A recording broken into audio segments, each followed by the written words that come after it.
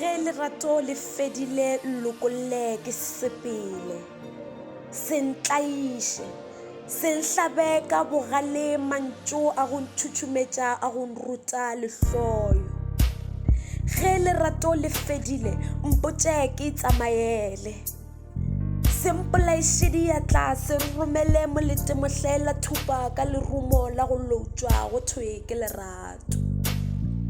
Mabadi a tletše, mahlo a retetše dikeledi di tšhologa di sa fetše, ana wena la gago lerato ke le jwang? La go falala bopelompe, la go šišana manatšamele, la go mphediša ga bohloko, la phediša le maloko a ka letšhogo. Wa Lenatiego El Rapala the poet. Malo thobela banna go reng le hloriša basadi le bana, go reng le ba tlaiša le ba tlhokofatša, go the lerato le ya tšhireletša, lerato le ya kgaogela.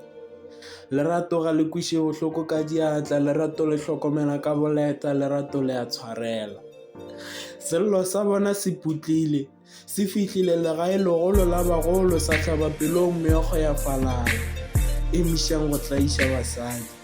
Le ba hlaba dipelong madi a bona a falala, bana ba šala ba le dithuana mmalo go thatafila. Lerilo leso le aparetše lefase ka bophara, nka be e le nonwane ke tare e benkelekeng. Wa lena mongwadi, kgwaetile, ke a leboga.